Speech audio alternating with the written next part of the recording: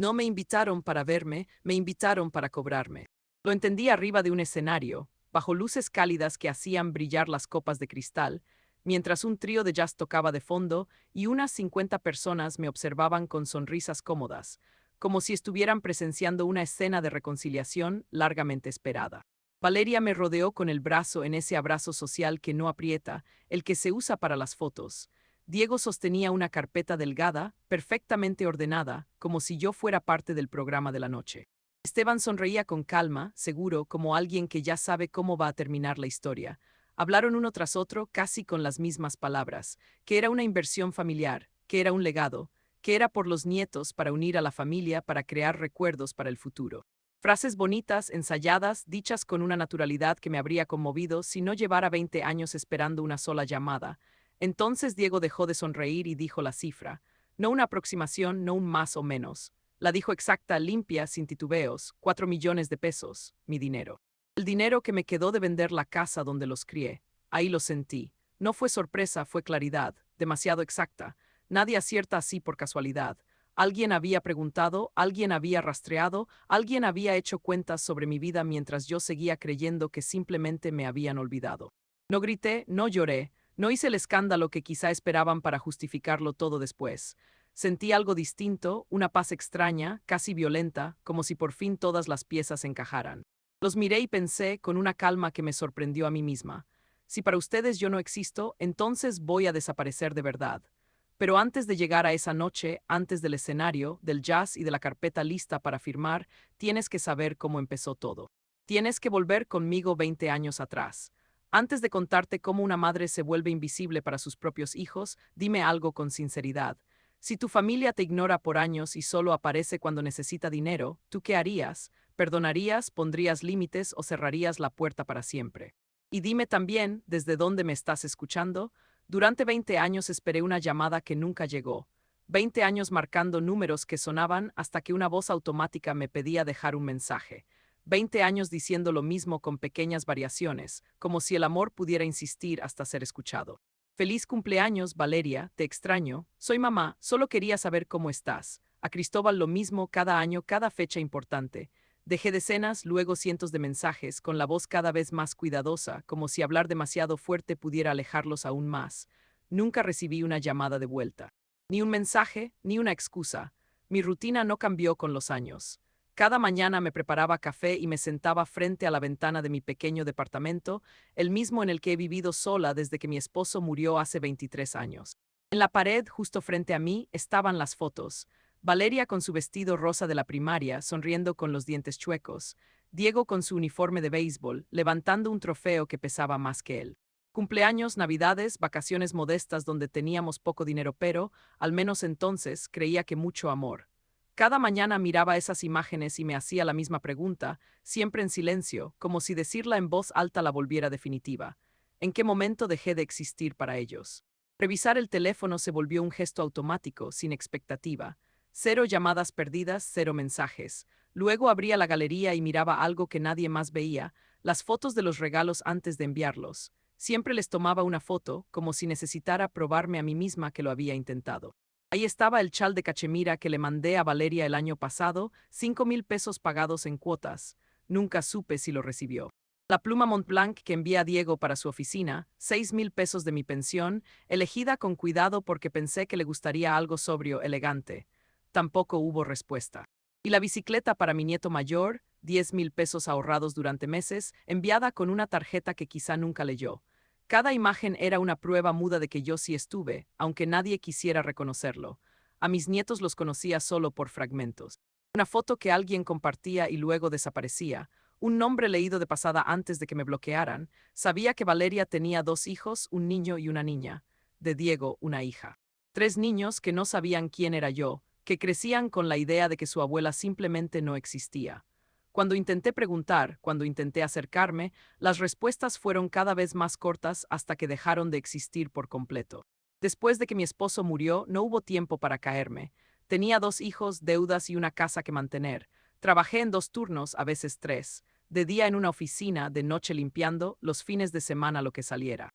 No es una historia heroica, es un hecho frío. Hice lo que había que hacer. Pagué escuelas, tutores, comida. No sobró nada, pero tampoco faltó lo básico. Nunca pensé que eso me daría derecho a nada, solo creí que me mantendría cerca. A veces salía a caminar al parque para no ahogarme entre cuatro paredes. Veía mujeres de mi edad sentadas en bancas, rodeadas de nietos, compartiendo helados, riendo sin pensar en el tiempo. Yo caminaba despacio, con las manos juntas, intentando no mirar demasiado. El contraste dolía más que el silencio. No era envidia, era ausencia. Regresaba a casa con esa sensación instalada en el pecho, como algo que ya no se va. Ese día, al volver cerca del mediodía, encontré un sobre en el buzón. No era una factura ni publicidad.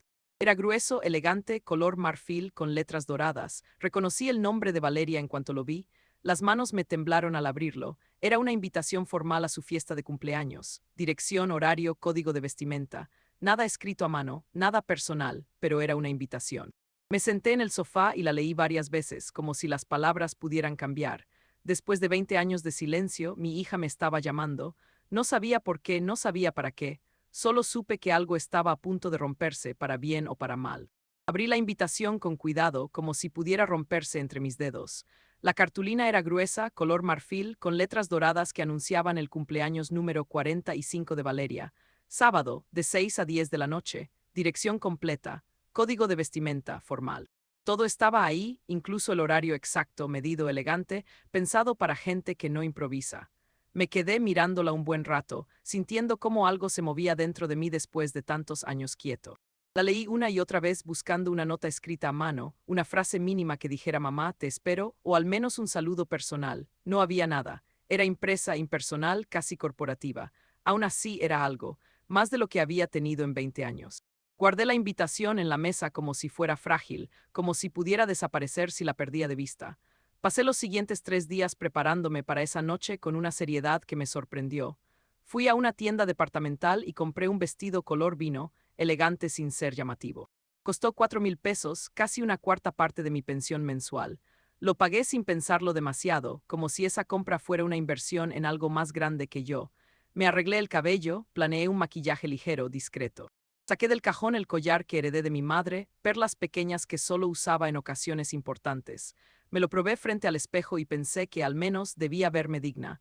También compré un regalo, no algo pequeño ni simbólico, sino algo que hablara de permanencia, de familia. Un juego de cubiertos de plata grabados con las iniciales de Valeria y su esposo, 12,000 pesos, todo lo que había ahorrado para emergencias. Me dije que esto también era una emergencia, solo que emocional. Si iba a volver a su vida, quería hacerlo bien. El sábado llegó demasiado rápido. Me vestí con cuidado y tomé un taxi porque ya no manejo de noche. Durante el trayecto ensayé en mi mente lo que diría. Feliz cumpleaños, hija, qué gusto verte, te he extrañado. Frases simples, ensayadas como si fuera una entrevista y no un reencuentro. Pensé que una madre no debería tener que practicar cómo hablar con sus propios hijos, pero ahí estaba, repitiendo palabras en silencio para no equivocarme. El taxi se detuvo frente a una mansión en una de las zonas más exclusivas de la ciudad. Luces encendidas, música que se filtraba hacia la calle, autos elegantes estacionados en fila. Bajé despacio y respiré hondo. Toqué el timbre y una empleada abrió la puerta con una sonrisa profesional. Me indicó que la fiesta era en el jardín. Caminé por un pasillo largo, decorado con arte moderno y muebles que parecían intocables. Cada paso me alejaba de la calle y me llevaba hacia algo que aún no entendía del todo. Al fondo, el jardín se abría luminoso, perfecto, lleno de gente, música y risas. Me detuve justo antes de cruzar, con el regalo apretado entre las manos, sabiendo que una vez ahí dentro nada volvería a ser igual. El jardín parecía sacado de una revista. Había por lo menos 50 invitados distribuidos entre mesas con manteles blancos impecables y centros de mesa florales tan frescos que parecía que los habían cortado minutos antes. Un trío de jazz tocaba cerca de la barra y el sonido suave del saxofón se mezclaba con el tintineo constante de copas. Meseros uniformados caminaban con charolas de champaña y bocadillos diminutos, perfectos como si aquí hasta el hambre tuviera etiqueta. La iluminación era cálida, diseñada para favorecer rostros y esconder imperfecciones. Todo brillaba, todo estaba calculado. Yo me quedé quieta un momento, apretando el asa de mi bolsa con el regalo, intentando recordar cómo se camina sin sentirse fuera de lugar. Mi vestido color vino me había parecido elegante frente al espejo de la tienda, pero aquí, rodeada de telas que caían con una naturalidad imposible y joyas que no pedían permiso para deslumbrar, se sentía como un intento.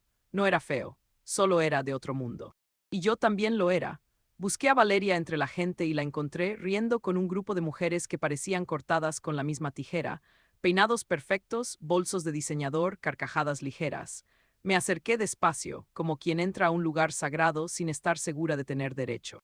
Cuando Valeria me vio, su risa se detuvo en seco. Fue un microsegundo, apenas un parpadeo donde algo crudo se le cruzó por la cara. Después apareció la sonrisa social, la que no mueve los ojos. Se inclinó hacia mí y me dio un beso al aire cerca de la mejilla, sin tocarme del todo. Mamá, qué bueno que viniste, dijo, como si estuviéramos retomando una conversación pausada ayer. Las mujeres a su alrededor me miraron con curiosidad educada.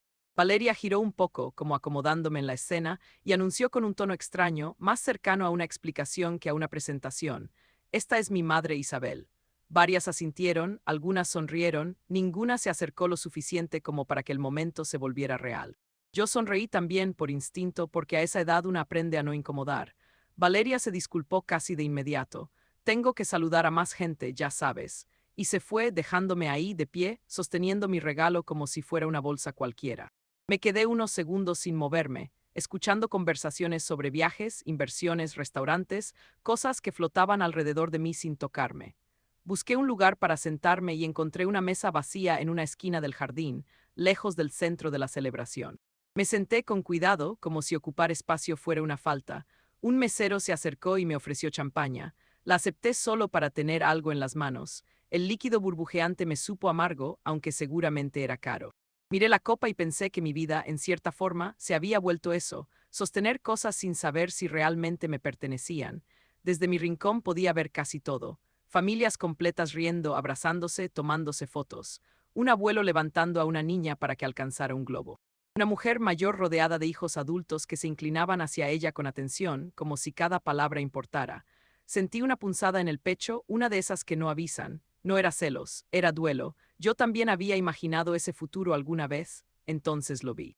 Diego entró al jardín desde el pasillo de la casa, acompañado por dos hombres que lo escuchaban como si fuera alguien importante.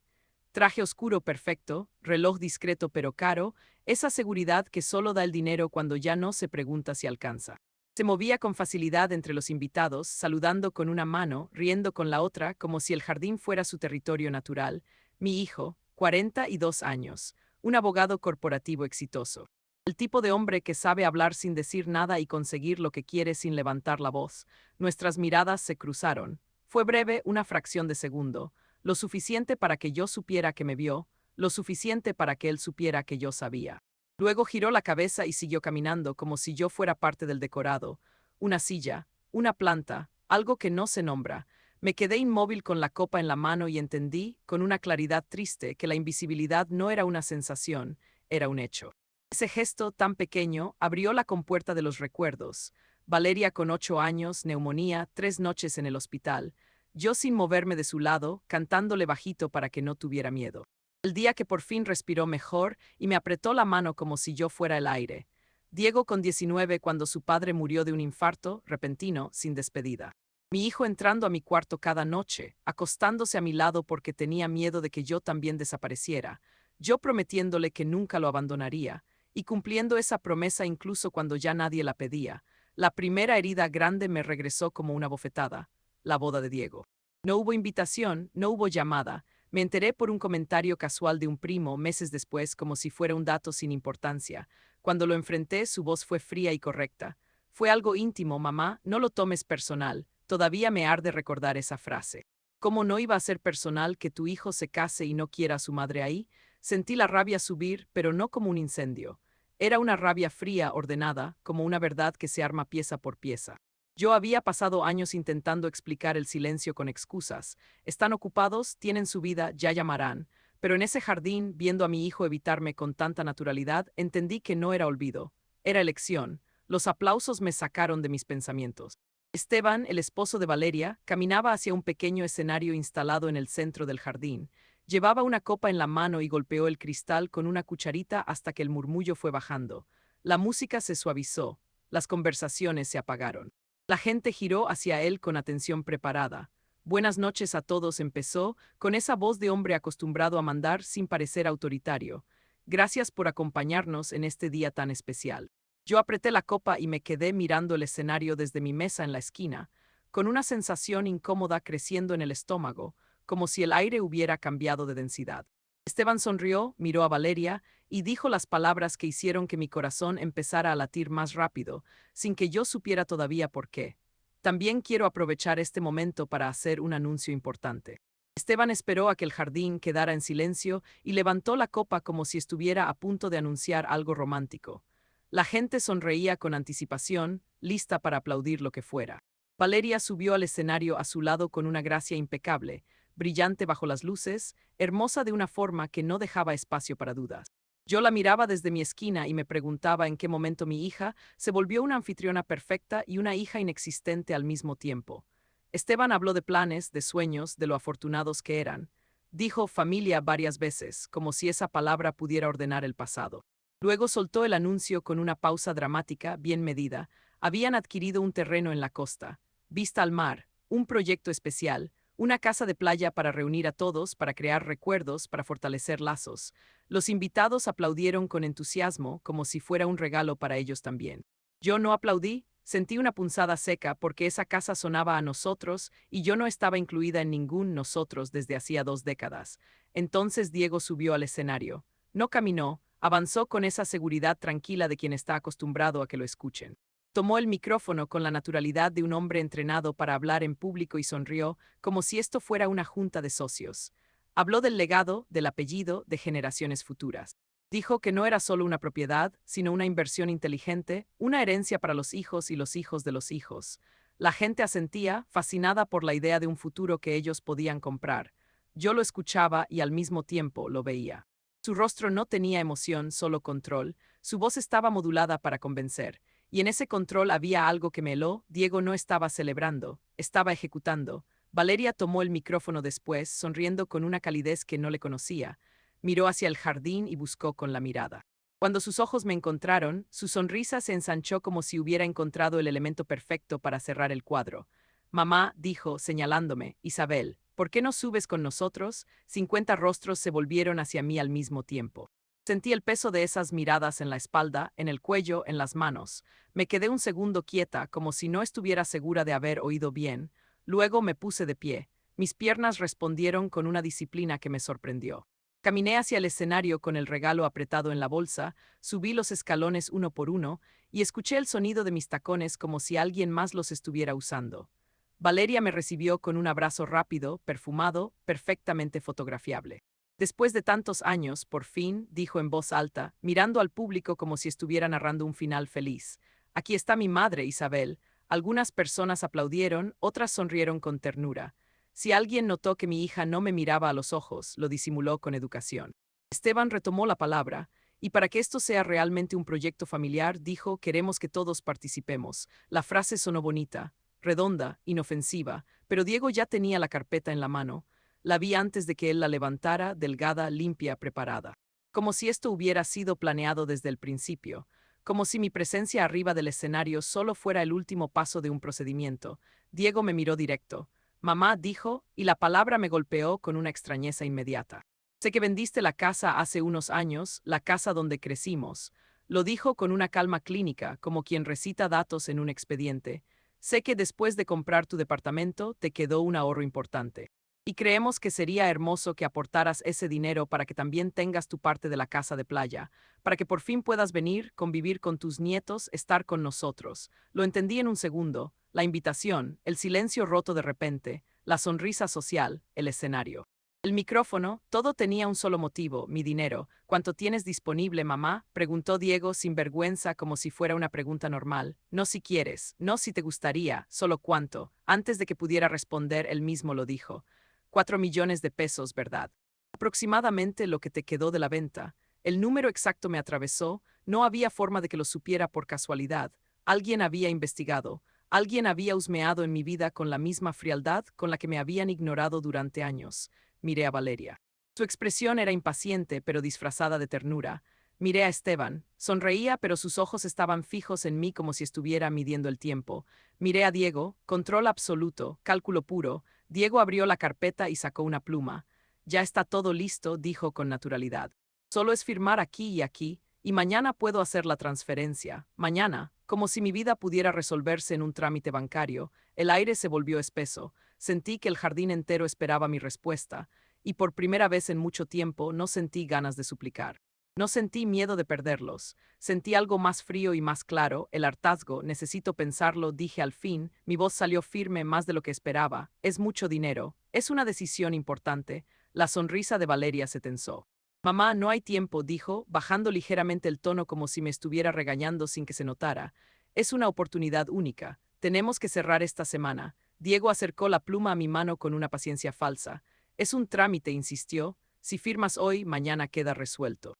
Miré la pluma como si fuera un objeto peligroso. Luego levanté la vista y los miré a los tres. Los vi con una claridad brutal. No eran hijos pidiendo ayuda. Eran adultos intentando comprar un final feliz con mi cuenta bancaria. No, dije. El silencio fue inmediato, pesado, incómodo. Algunas sonrisas del público se borraron. Esteban soltó una risa breve, nerviosa, como si fuera una broma que había salido mal. Valeria apretó la mandíbula. Diego me sostuvo la mirada, esperando que yo retrocediera. No voy a firmar nada, repetí sin elevar la voz. Y no voy a dar mi dinero. Bajé del escenario sin esperar permiso. Mis manos temblaban, pero mis pasos no. Caminé hacia la salida del jardín con el regalo aún en la bolsa, como si fuera la prueba final de mi ingenuidad. Escuché mi nombre detrás de mí. Luego sentí una mano en mi brazo. Diego me sujetó con fuerza, lo suficiente para doler. No puedes irte así, dijo entre dientes, sin la sonrisa de antes. Esto se habla en familia. Lo miré. Vi el mismo hombre que no me miró cuando entró al jardín. El mismo que giró la cabeza para no reconocerme. Y ahora de pronto quería familia. Suéltame, le dije. No entiendes lo que estás haciendo, murmuró. Si no aportas, no esperes tener lugar. No esperes venir. No esperes, no me llames mamá, lo interrumpí. Las madres reciben llamadas. Las madres conocen a sus nietos. Las madres existen en la vida de sus hijos. Yo no existí para ti durante 20 años, y ahora de repente existo porque tienes una carpeta y un número exacto. Suéltame, me soltó como si le quemara. Me di la vuelta y salí sin mirar atrás. En la calle el aire era más frío y más limpio. Pedí un taxi con manos firmes. Cuando subí, le di mi dirección al conductor y apoyé la frente en la ventana por un segundo, no para llorar, sino para respirar. Mientras el taxi avanzaba y la mansión se quedaba atrás, sentí que algo dentro de mí se ordenaba. No era tristeza, era decisión, una claridad que no tenía nada de dulce. Voy a desaparecer, pensé, y esta vez de verdad. Llegué a casa pasada la medianoche y lo primero que hice fue quitarme el vestido con una paciencia extraña, como si la tela guardara el olor de esa mansión y yo quisiera sacármelo de encima sin prisa pero sin piedad. Lo doblé y lo dejé sobre la silla. Después me puse una bata vieja y fui a la cocina. Encendí la luz amarilla y el departamento se vio más pequeño que nunca, más silencioso, más mío. Puse agua a calentar, saqué una taza, preparé té. Cuando el vapor subió, me di cuenta de que no tenía sed. Solo necesitaba tener algo caliente entre las manos para no temblar. Me senté en la mesa con el té intacto y miré el buzón mental que había sido mi vida durante 20 años. Esperar, revisar, decepcionarme, repetir. Esa noche no sentí el dolor habitual. No había llanto ni nostalgia. Había una rabia fría y limpia, y dentro de esa rabia una idea clara, simple, inevitable. Si ellos me habían borrado de su vida, yo podía borrarme de la suya, pero no como amenaza, como trámite, como un hecho. Saqué un cuaderno del cajón, no uno bonito, no uno especial. Uno de hojas rayadas, de los que se compran sin pensar. Tomé una pluma y escribí un título sin adornos, lista. No puse plan, no puse nueva vida. Solo lista, porque así se sienten las decisiones que ya se tomaron. Empecé a enumerar con orden quirúrgico, como si estuviera revisando una casa antes de abandonarla. 1. Cambio legal de nombre. 2. Vender el departamento. 3. Cerrar cuentas bancarias y abrir nuevas en otro banco lejos sin autorizados. 4. Cancelar mi número de teléfono. 5. Borrar redes sociales. 6. Correo nuevo, limpio, sin historia. 7. Revisar testamento. 8. Cambiar beneficiarios de seguros. 9. Eliminar contactos de emergencia y cualquier poder que alguien pudiera usar. 10. No dejar rastros. Nada de quizá, nada de veremos. Cada punto era una puerta cerrándose. Me quedé mirando la lista como si no la hubiera escrito yo. Me sorprendió lo concreta que era. Durante años fui una mujer que esperaba. Esa noche me convertí en una mujer que ejecuta. A la mañana siguiente busqué una abogada que no tuviera relación con Diego, ni con su mundo, ni con sus contactos. Elegí a alguien fuera de su circuito, alguien con despacho pequeño y reputación seria. La licenciada Adriana Paredes me recibió 2 días después en una oficina sin lujos, con paredes claras y carpetas apiladas. Tenía la mirada de quien ha visto muchas historias y ya no se impresiona con el drama, solo con los hechos. Le conté lo necesario, sin adornos y sin pedir compasión. 20 años sin contacto, una invitación después de décadas, una fiesta, una presión pública, una cifra exacta, documentos listos, pluma lista, transferencia mañana. Adriana no comentó sobre mis hijos. No dijo qué horror ni lo siento. Solo asentía y tomaba notas. Eso me tranquilizó más que cualquier consuelo. Quiero cambiar mi nombre legalmente, le dije, y quiero hacerlo bien, sin dejar huecos. Adriana dejó la pluma sobre la mesa. El proceso no es rápido, explicó. Se presenta la solicitud ante un juez. Se publica un edicto en un medio oficial o boletín, según corresponda. Hay plazos, puede haber objeciones. Si alguien se opone, el juez escucha y decide, y aunque se apruebe, el cambio deja rastro legal. No existe el borrarse por completo, pero sí se puede reducir mucho la trazabilidad si se hace con cuidado. No me asustó lo del rastro. Yo no buscaba convertirme en un fantasma perfecto. Buscaba control. Buscaba impedir que Diego volviera a poner una carpeta en mi vida y la llamara familia. Además del nombre, continuó Adriana, hay que revisar todo lo demás: testamentos, seguros, cuentas, poderes, contactos médicos, domicilio fiscal. La gente piensa que con mudarse basta, pero el rastro real está en documentos. Eso es lo que quiero, dije, cortar el acceso, todo. Adriana me miró por primera vez como si quisiera medir si yo entendía el peso de lo que estaba pidiendo. ¿Estás segura?, preguntó sin dureza pero sin suavidad. Si hace esto es definitivo, no es un castigo simbólico. Es una ruptura legal. Sostuve su mirada sin bajar la vista. No existí para ellos 20 años, respondí. Ahora será legal. Adriana asintió como si esa frase cerrara cualquier debate. Muy bien, dijo, entonces trabajamos con un plan, y lo empezamos hoy. Me explicó el anticipo y los pasos inmediatos. Me dijo exactamente qué documentos necesitaba: actas, identificaciones, comprobantes, pólizas, estados de cuenta. Me dio una lista más larga que la mía, y por primera vez en meses sentí algo parecido a alivio. No porque fuera fácil, sino porque era claro. Pagué el anticipo allí mismo, 20,000 pesos. Adriana me entregó una carpeta con separadores y un calendario de trámites. Cuando salí del despacho, el sol de la tarde me pegó en la cara y el ruido de la calle me pareció distinto, como si yo estuviera caminando hacia otra versión de mí. No volví a casa con esperanza, volví con energía, con el tipo de energía que aparece cuando se acaba la fantasía y empieza la acción. El primer banco estaba a 5 cuadras de mi departamento. Había entrado ahí durante años sin pensar demasiado, como se entra a un hábito. Esa mañana lo crucé con otra conciencia. No iba a retirar dinero, iba a cerrar una puerta. Pedí hablar con el gerente. Me hicieron esperar unos minutos en una silla dura frente a un escritorio con folletos sobre créditos que ya no me interesaban. Cuando el gerente llegó, me saludó con una sonrisa profesional, de esas que no preguntan nada personal hasta que es inevitable. Le expliqué sin rodeos que quería cerrar todas mis cuentas: ahorro, inversión, nómina, todo. El hombre parpadeó sorprendido. ¿Hay algún problema con el banco, señora?, preguntó, ya con el tono de quien busca retener. No, respondí, es personal. No di más explicaciones. No debía darlas. Firmé formularios, mostré identificaciones, asentí a advertencias que ya no me importaban. El sonido del teclado, el sello sobre el papel, el deslizamiento de carpetas de un lado a otro del escritorio. Todo era mecánico. Cuando terminó, el gerente colocó frente a mí los documentos finales y los cheques de caja. El total estaba escrito con números claros y fríos: 4,300,000 pesos. 4,300,000. Todo lo que me quedaba de la venta de la casa, de años de ahorro cuidadoso, de no gastar en mí para gastar en otros. Miré la cifra sin emoción. Ya no era un símbolo, era una herramienta. Salí del banco con los cheques guardados en un sobregrueso, apretado contra mi cuerpo como si alguien pudiera arrancármelo de las manos. Caminé despacio, respirando hondo, sintiendo el peso real de lo que estaba haciendo. No era huida, era corte limpio.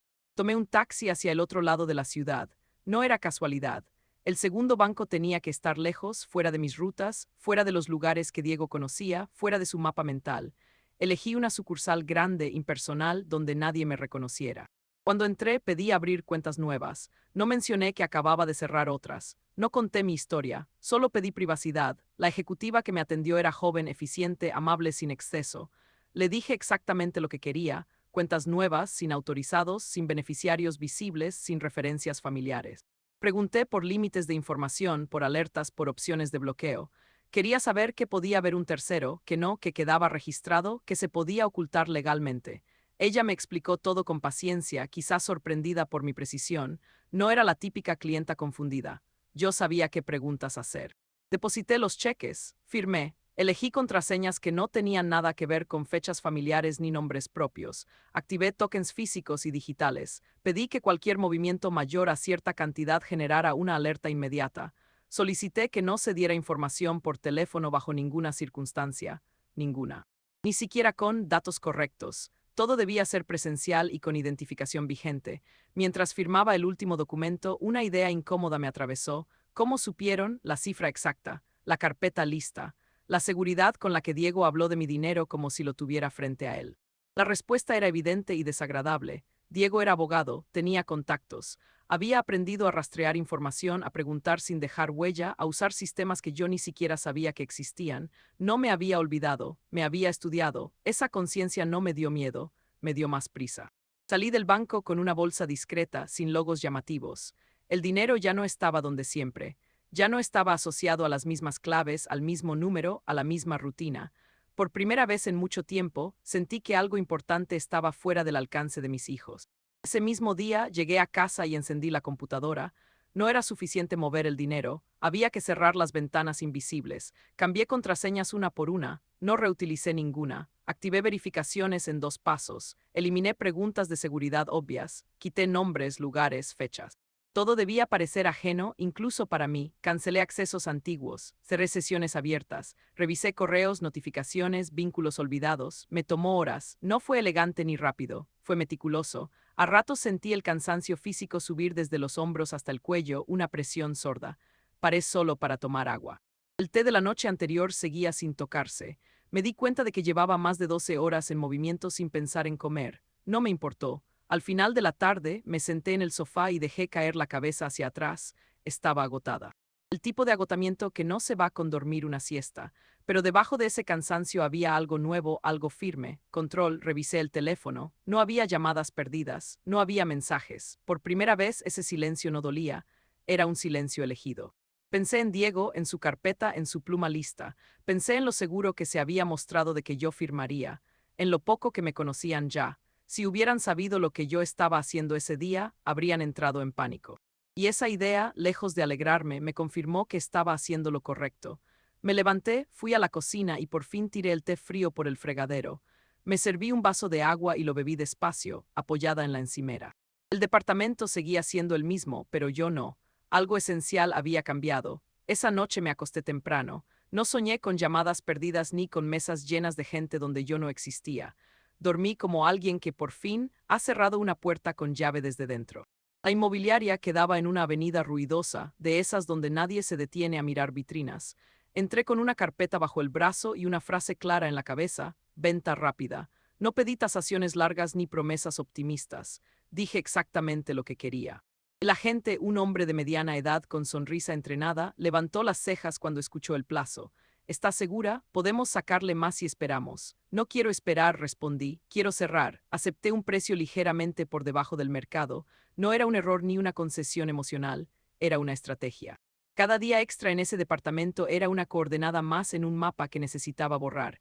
Firmamos el mandato de venta ese mismo día. Fotos profesionales, visitas concentradas, filtro estricto. Nada de historias, nada de hogar con recuerdos. Solo metros cuadrados, luz, ubicación. Un producto. Las ofertas llegaron rápido. 2 semanas después había 3 sobre la mesa.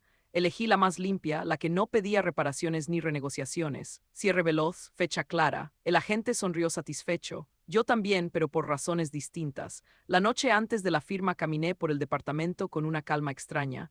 No estaba despidiéndome. Estaba cerrando, fui a la pared del pasillo y desclavé la primera fotografía. La miré unos segundos. Valeria de niña, vestido claro, sonrisa amplia. La guardé. La siguiente, Diego con uniforme escolar, la mirada orgullosa. La guardé. Fui una por una, sin prisa, sin música, sin lágrimas. Permití el dolor solo lo justo, como quien presiona una herida para asegurarse de que todavía siente algo. No rompí nada, no quemé nada. Las fotos fueron a una caja resistente al fondo, ambivalencia humana. No hacía falta destruir para avanzar. El último día el departamento estaba casi vacío. Eco en los pasos, olor a limpieza reciente. Firmé los documentos con una letra firme. El cheque quedó programado, entregué las llaves sobre el escritorio. El agente dijo palabras de cierre. Yo asentí. Todo fue correcto, eficiente, impersonal, como debía ser. Salí sin mirar atrás. El destino lo había elegido semanas antes en silencio. Un pueblo costero a 4 horas de distancia, lejos de rutas habituales, lejos de nombres conocidos. No era turístico ni pintoresco en exceso. Tenía lo suficiente. Encontré un condominio simple, una recámara, balcón al mar, vista limpia, nada de lujos, paz. Lo vi una mañana temprano y supe que bastaba. Firmé el arrendamiento con fechas claras y cláusulas sencillas, sin referencias cruzadas, sin historias. El traslado fue discreto, pocas cajas, lo esencial. La caja de fotos viajó conmigo, cerrada, como un archivo que no se consulta a diario. Llegué al pueblo con luz de tarde. El aire olía a sal y a rutina lenta. Subí al condominio, abrí el balcón y dejé que el sonido del mar entrara sin pedir permiso. No pensé en nuevo comienzo. Pensé en continuidad bajo mis reglas. La primera noche me senté en una silla plegable, frente a la ventana abierta. No había vecinos curiosos ni recuerdos pegados a las paredes, solo el vaivén del agua y una sensación sobria de orden. La dirección antigua ya no existía para mí, la rutina tampoco. El vecindario había quedado atrás como se deja una ciudad en un tren nocturno. A la mañana siguiente entregué las llaves finales y confirmé el cierre. No volví a pasar por la calle, no llamé a nadie, no avisé. El mapa se había roto donde debía. Caminé hasta el malecón con un café sencillo en la mano. El balcón me esperaba para la tarde. Pensé en lo poco que se necesita cuando se decide dejar de explicar. Volví al condominio y dejé la puerta cerrarse con un clic limpio. Ese sonido fue suficiente. El trámite no tuvo nada de épico. Ninguna música, ninguna revelación, solo papeles. La publicación legal apareció en un boletín que nadie lee, en una tipografía pequeña que no parecía capaz de sostener una vida entera. Ahí estaba el anuncio del cambio de nombre, reducido a líneas impersonales, con plazos claros y una fecha de espera que obligaba a la paciencia. Aprendí rápido que renacer no es un acto, es una cola. Durante semanas no pasó nada. Nadie llamó, nadie objetó, nadie preguntó.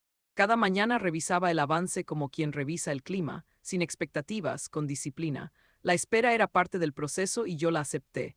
Había esperado 20 años por una llamada que no llegó. Esperar ahora por una resolución era distinto. Esta vez el tiempo trabajaba para mí. Por las noches, cuando el condominio quedaba en silencio y el mar marcaba el ritmo, practicaba el nombre en voz baja. Isabel Roldán, decía como si lo probara en la boca. Al principio sonaba ajeno, demasiado limpio, como una prenda nueva que todavía no se amolda. Lo repetía sin prisa, sin emoción, hasta que dejó de sentirse prestado. No buscaba cariño en el sonido. Buscaba precisión. Isabel Roldán, 2 palabras, 2 puertas cerradas. El cambio no era una huida teatral, era una sustitución. Donde antes había un nombre lleno de asociaciones, ahora habría uno funcional. Sin historia pública, sin ecos. Elegí Roldán por su neutralidad, por no pertenecer a nadie que yo conociera, por no abrir conversaciones. No quería preguntas, quería continuidad sin ruido. Mientras el juzgado cumplía sus plazos, yo adelantaba lo demás. Compré un número prepago nuevo, sin contrato, sin paquetes familiares, sin descuentos que pidieran datos innecesarios. Lo activé y guardé el número en un papel que no llevaba apellidos ni notas emocionales. Lo memoricé y rompí el papel. No habría listas antiguas que revisar. Abrí un correo electrónico genérico, sin referencias personales, sin fechas, sin apodos. Un nombre simple, profesional, que no invitaba a respuestas. Cerré el correo viejo con el mismo cuidado con el que se apaga una luz que no volverá a encenderse. Eliminé mensajes, desvinculé cuentas, confirmé cierres. No guardé respaldos sentimentales. La nostalgia no ayuda a los trámites. Las redes sociales fueron lo más fácil. Cerrarlas no me quitó nada porque ya no me daban nada. Confirmé la eliminación, acepté los avisos, esperé los días reglamentarios. Cuando el perfil desapareció no sentí alivio ni pérdida, solo orden. Menos ventanas abiertas. Hubo momentos de cansancio, no físico sino administrativo, fechas, números, confirmaciones. Aprendí a no discutir con los sistemas, a seguir instrucciones, a completar formularios sin explicar por qué. Nadie lo pedía, nadie lo necesitaba, yo tampoco. El aviso de aprobación llegó un martes por la mañana, sin dramatismo, un documento digital y una notificación seca. El juez había autorizado el cambio, no hubo ceremonia, no hubo felicitaciones, solo una frase clara que marcaba el antes y el después. A partir de ese momento, el nombre anterior dejaba de tener vigencia legal. Leí el documento 2 veces, no por incredulidad sino por costumbre. Isabel Roldán, repetí en voz baja. Ese nombre ya no existe, pensé, y la frase no me dolió, me ordenó. No borraba recuerdos, pero cerraba accesos. No cambiaba el pasado, pero impedía que otros lo usaran como llave. Actualicé lo que debía actualizarse. Bancos, seguros, registros médicos, arrendamiento. Donde antes aparecía un nombre, ahora figuraba otro. Donde había un rastro, ahora había continuidad con otra etiqueta. Todo legal, todo verificable, todo aburrido, perfecto. Esa tarde salí a caminar por el malecón, no para celebrar, para comprobar que el mundo seguía igual. El mar no preguntó quién era yo, el viento no pidió identificaciones, la gente pasó sin mirarme, me senté en una banca y respiré, no sentí triunfo, sentí estabilidad. Por la noche en el balcón repetí el nombre una vez más. Isabel Roldán, no añadí adjetivos, no me prometí nada. Renacer sin romanticismo era eso, aceptar que la libertad se construye con paciencia y sellos oficiales, no con discursos. Guardé la carpeta con los documentos en un cajón específico, etiquetado accesible, no la escondí, no hacía falta, ya no era un secreto, era un hecho. Apagué la luz del escritorio y dejé la ventana abierta. El sonido del mar entró como siempre, indiferente a los cambios humanos. Antes de dormir pensé en la frase completa sin rabia ni consuelo. Ese nombre ya no existe, y por primera vez la idea no me dio miedo. El amanecer llegaba sin pedir permiso. Desde el balcón el mar se abría como una superficie honesta, sin promesas ni reproches. Me servía café y me quedaba quieta, apoyada en la baranda, dejando que el silencio hiciera su trabajo. No era un silencio vacío, era elegido. Nadie esperaba nada de mí a esa hora y yo no le debía explicaciones a nadie. El día empezaba sin cuentas pendientes. Aprendí pronto a reconocer los sonidos del pueblo. El motor de una lancha temprano, el paso irregular de alguien que camina con prisa, las persianas que suben. Nada me reclamaba, nada me llamaba. Ese fue el primer lujo real, no reaccionar. Nora apareció una mañana con una bolsa de pan tibio bajo el brazo. Vivía 2 puertas más allá y tenía esa manera directa de presentarse que no busca impresionar. Me preguntó si el café estaba bueno y se sentó sin ceremonia. Hablamos de cosas pequeñas, el clima, el precio del pescado, el mejor horario para caminar sin sol. No preguntó por mi pasado, yo no lo ofrecí. La amistad empezó como empiezan las cosas sanas, despacio y sin expectativas. Con el tiempo, Nora empezó a traer historias. Me contó de su trabajo, de su rodilla que a veces no responde, de su hijo mayor que vive lejos. Los domingos su teléfono sonaba siempre a la misma hora. Ella contestaba con una sonrisa tranquila, sin alzar la voz. Yo escuchaba desde la cocina o el balcón, sin esconderme. No sentía envidia ni rabia, observaba. El contraste existía, pero no me rompía. Entendí que la ausencia duele menos cuando no se pelea contra ella. Mis días tomaron una forma simple. Caminatas largas por la orilla temprano, cuando el sol todavía es amable. Mercado a media mañana, frutas que se eligen con calma, conversaciones breves con vendedores que no necesitan saber tu historia para tratarte bien. Por la tarde, estiramientos suaves en la sala, el cuerpo volviendo a confiar. Por la noche, cenas sencillas y libros que no exigen concentración heroica. Dormía mejor. Soñaba menos, el cuerpo agradece cuando la mente deja de vigilar, no llamaba a nadie y nadie me llamaba, y esa ecuación que antes parecía una condena se volvió equilibrio, no estaba aislada, estaba presente. Nora empezó a pasar algunas tardes. Tomábamos café o té según el calor y a veces nos quedábamos mirando el mar sin hablar. No era incomodidad, era compañía sin contrato. Hubo días grises, no los niego. La memoria no se borra por mudanza ni por nombre nuevo. Aparecía de pronto una imagen, una frase, un gesto antiguo. No la empujaba, la dejaba pasar como una ola que no se queda. Aprendí a no discutir con los recuerdos, agradecer que ya no mandan. Un sábado, Nora me invitó a caminar más lejos hasta una parte del malecón donde el ruido baja. Hablamos de la edad y de lo que pesa, de lo que se suelta. Ella contó una pérdida antigua con una naturalidad que no pedía consuelo. Yo asentí, no compartí detalles. No hacía falta, la confianza no siempre se construye con confesiones, a veces basta con la constancia. Las noches eran lo mejor. Cerraba el balcón cuando el aire se volvía frío, preparaba algo caliente y me sentaba a leer. El teléfono quedaba lejos, boca abajo, no por miedo. Por respeto al descanso, el mundo podía esperar. Una tarde, al volver del mercado, noté una vibración distinta en el bolsillo. Saqué el teléfono y vi un número desconocido. La alada era de la ciudad que había dejado atrás. No contesté de inmediato.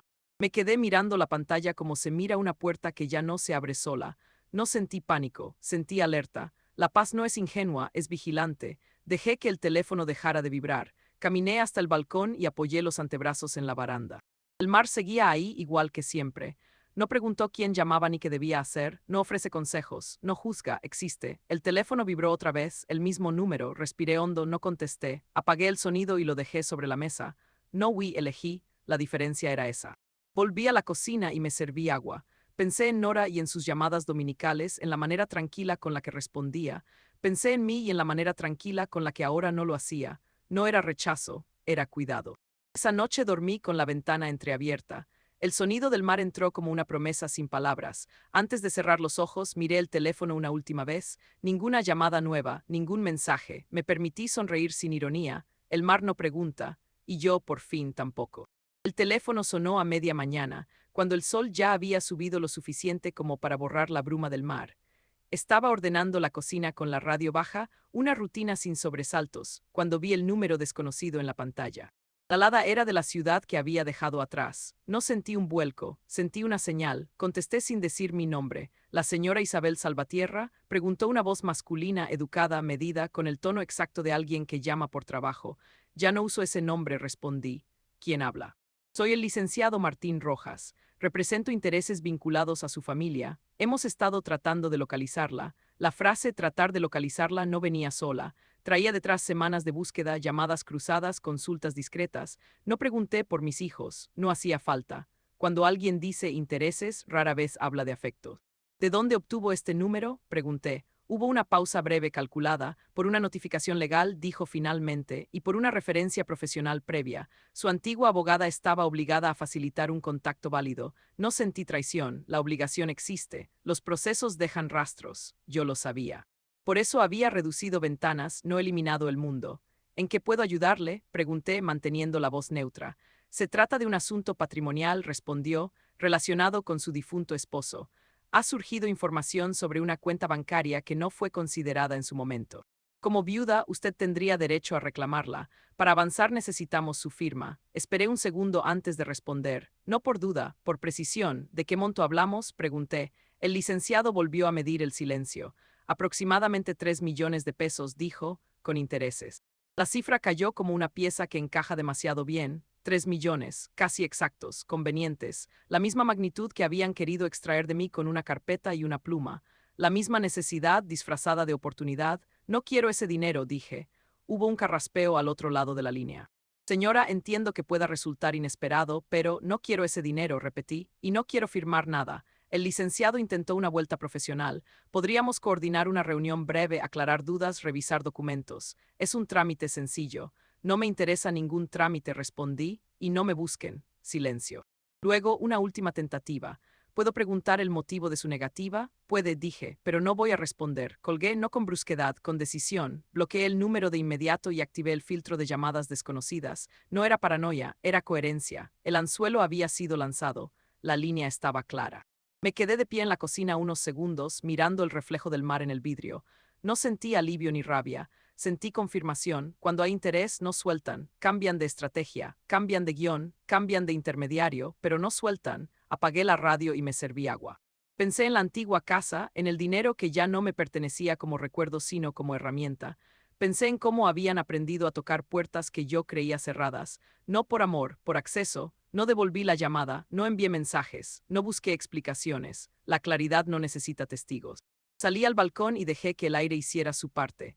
El mar estaba calmo, como si no hubiera ocurrido nada, y en efecto no había ocurrido nada nuevo. Solo una confirmación más, no se rendirán. Volví a entrar y cerré la puerta con cuidado. Revisé la carpeta de documentos y añadí una nota breve fechada sin adjetivos.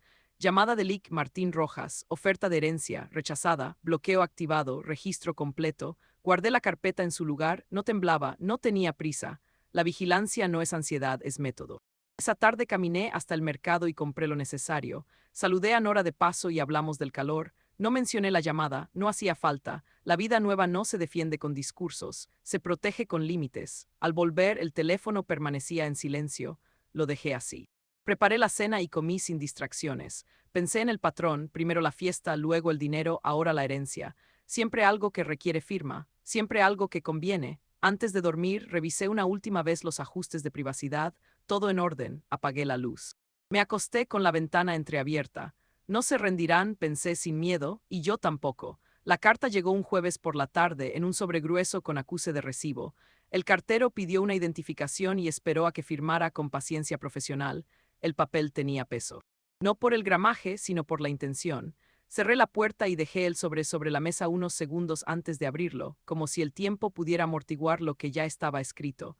La demanda era absurda y precisa a la vez. Abandono de responsabilidades familiares, daño emocional. Incumplimiento de promesas verbales. Leí cada párrafo con una calma que me sorprendió. El lenguaje estaba diseñado para intimidar, palabras grandes, frases largas, acusaciones vagas que se apoyaban unas a otras sin probar nada. No había fechas claras, no había hechos comprobables, había insinuaciones, había desgaste. Me senté y volví a leerla, esta vez como quien revisa un manual ajeno. Decían que había desaparecido sin aviso, que había causado angustia, que había prometido apoyo económico para un proyecto familiar. Decían familia como si la palabra fuera un contrato. Decían promesas como si el aire pudiera firmar. Llamé a Adriana de inmediato. No elevé la voz, no pedí consuelo. Le leí los encabezados y esperé. Adriana escuchó sin interrumpir. Cuando terminé, respiró y dijo lo que yo necesitaba oír sin adornos. No existe obligación legal de financiar a hijos adultos e independientes. Ninguna. Y las promesas verbales, sin pruebas, son casi imposibles de sostener en un tribunal. Le pregunté por el motivo real, aunque lo conocía. Presión, dijo. Desgaste. Quieren que vuelvas, que negocies, que te canses. No buscan ganar el caso, buscan mover el tablero. Colgué y dejé la carta abierta sobre la mesa. La miré como se mira una herramienta mal usada. No sentí miedo, sentí una concentración nueva. Si querían conflicto legal, lo tendrían, no como drama, como procedimiento. La preparación empezó esa misma noche. Saqué la carpeta y añadí un separador nuevo. Recibos de regalos enviados durante años, con fechas y montos, capturas de mensajes sin respuesta, registros de llamadas entrantes inexistentes y salientes repetidas, comprobantes de envíos, notas de visitas rechazadas con fechas aproximadas y testigos casuales. No era para humillar a nadie, era para blindarme. Ordené el material con criterio cronológico. No busqué frases emotivas, busqué patrones, el silencio constante, la ausencia sostenida, la reaparición interesada. Cada documento encajaba sin esfuerzo, la historia se contaba sola cuando se dejaba hablar a los hechos. Adriana revisó el expediente por videollamada, asintió varias veces. Esto es sólido, dijo, no necesitas probar que te quisieron, solo que no hubo abandono de tu parte, y eso está claro. Me explicó los tiempos, los pasos, la estrategia, nada de discursos largos, nada de provocaciones, hechos, fechas, silencio donde conviene. La citación marcaba una fecha concreta, un mes. Tendría que volver a la ciudad que había dejado atrás. La idea no me gustó, pero no me detuvo. No iba por ellos, iba por mí, por cerrar el circuito, por dejar constancia. Esa noche caminé por el malecón más tiempo del habitual. El aire estaba pesado y el mar, oscuro. Pensé en lo que significa regresar sin retroceder. Pensé en el nombre nuevo y en el antiguo, coexistiendo en un papel judicial. Pensé en cómo el pasado intenta volver cuando siente que se le acaba el acceso. No cancelé rutinas. No avisé a nadie. Seguí yendo al mercado, seguí caminando, seguí tomando café en el balcón. La vigilancia no interrumpe la vida, la acompaña. Ajusté horarios, confirmé documentos, reservé un boleto con antelación suficiente, sin prisa, sin dramatismo. El día que confirmé la fecha de audiencia, imprimí el calendario y marqué el día con un punto simple. No escribí juicio, no escribí enfrentamiento, escribí audiencia. Las palabras importan cuando se busca claridad. Guardé la carta certificada en la carpeta y cerré el cajón. Miré el teléfono, ninguna llamada. Ningún mensaje, la calma era real, no frágil. Antes de dormir pensé en la frase completa sin rabia ni heroísmo. Volveré, no por ellos, por mí, y esa diferencia lo cambiaba todo. La sala del tribunal era más pequeña de lo que imaginaba, pero más pesada. Diego estaba sentado con su abogado, traje oscuro, mandíbula tensa. Valeria a su lado, rígida, con Esteban un paso detrás como respaldo silencioso. Cuando entré, los tres levantaron la vista al mismo tiempo. El impacto fue inmediato. No esperaban verme así. No esperaban que apareciera firme, erguida, sin pedir permiso. El juez entró y pidió orden. Su voz no era dura, pero sí definitiva. Revisó el expediente con lentitud, como quien ya ha leído todo y solo confirma. Antes de que cualquiera hablara, levantó la vista y dijo algo que cambió el aire de la sala. Confirmó que mi nombre legal ya no era el que figuraba en la demanda. Isabel Roldán, dijo, dejando claro que el pasado tenía límites incluso en papel. Vi el gesto de desconcierto en el rostro de Diego. Valeria apretó los labios. El apellido nuevo no era solo un trámite. Era una pared. El abogado de ellos tomó la palabra. Habló de una madre difícil, de una carga emocional, de una relación compleja. Usó frases suaves para describir ausencias duras. Dijo que yo había desaparecido sin explicación, que había causado daño emocional, especialmente a los nietos que supuestamente me extrañaban. Habló de promesas verbales, de una inversión familiar planeada con ilusión. Mientras hablaba, yo no los miraba a ellos, miraba al juez. Los argumentos no iban dirigidos a mí, eran una puesta en escena. Adriana se levantó con calma cuando llegó su turno, no elevó la voz, no dramatizó. Empezó por una pregunta simple, dirigida a Diego.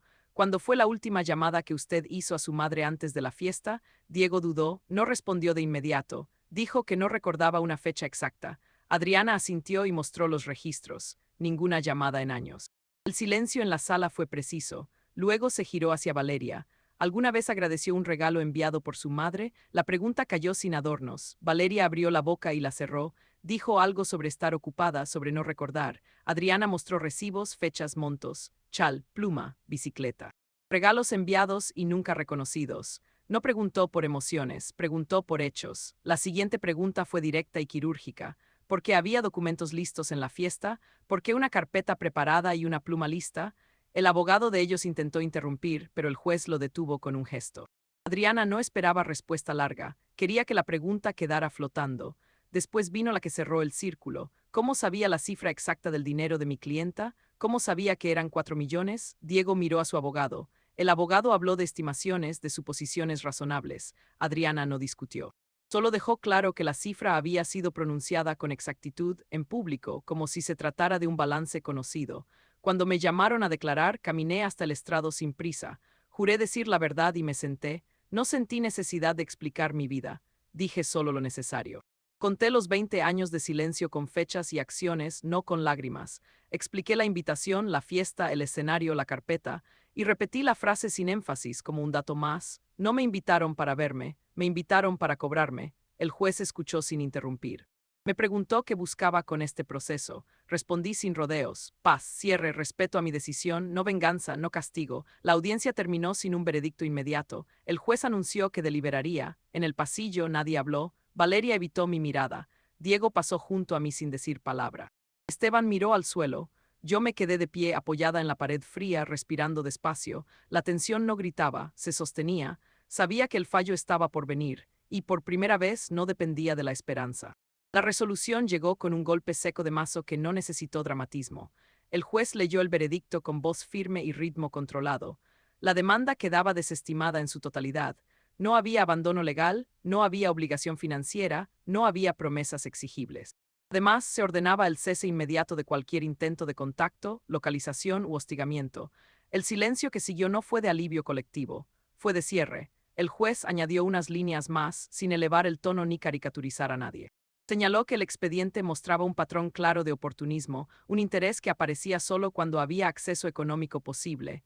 No habló de culpas morales, habló de hechos, de tiempos, de coherencia. Miró a Diego y a Valeria sin dureza, pero sin indulgencia. La ley dijo, no está para forzar vínculos que una de las partes decidió romper hace años. Caso cerrado. Valeria se levantó antes de que yo pudiera moverme. Se acercó con los ojos brillantes y la voz quebrada. Mamá dijo, arreglemos esto, todavía podemos. El pasillo estaba lleno de gente saliendo, de pasos apurados, de murmullos. Yo la miré sin prisa. No había enojo, había una claridad cansada. Ustedes eligieron 20 años sin mí, respondí. Ahora yo elijo mi vida. No fue un reproche, fue una constatación. Diego se interpuso con el gesto tenso de quien pierde control. Cuando estés vieja y enferma, dijo en voz baja, no estaremos. No hubo amenaza abierta. No la necesitaba. Lo miré directo sin bajar la voz. Nunca estuviste, dije. Ya hice arreglos. Me hice a un lado y seguí caminando. Volví al pueblo costero esa misma tarde. El mar estaba calmo, como si no supiera nada de tribunales. Pasaron los meses sin novedades. La orden de no contacto funcionó como debía. El teléfono dejó de ser un objeto vigilado y volvió a ser una herramienta. La vida retomó su tamaño real. Cumplí 72 una mañana luminosa. Nora llegó con un pastel sencillo y 2 tazas de café. Cantó sin exagerar y se rió de su propia desafinación. Comimos despacio en el balcón, mirando el agua. No hice balances, no pedí deseos. Días después apareció un paquete sin remitente. El sello era de la ciudad vieja. Lo abrí con calma. Dentro había una carta doblada con cuidado y un objeto pequeño envuelto en papel fino. Reconocí el collar al instante. Barato, antiguo, de cuando Valeria era niña. La carta era una disculpa escrita sin excusas, reconocía ausencias, silencios, el daño, no pedía respuestas ni encuentros, solo decía lo siento, lloré, no como antes, lloré lo justo, guardé el collar y la carta en la caja de las fotos, no corrí a reconciliarme, algunas cosas no se reparan. Se aceptan, esa tarde caminé por la orilla y dejé que el viento hiciera su trabajo. La paz no era euforia, era estabilidad, y ahora te pregunto a ti, que escuchaste hasta el final, si tu familia te ignora durante años y solo aparece cuando necesita algo, ¿tú qué harías? ¿Perdonarías, pondrías límites o cerrarías la puerta para siempre? Y dime también desde dónde me estás escuchando.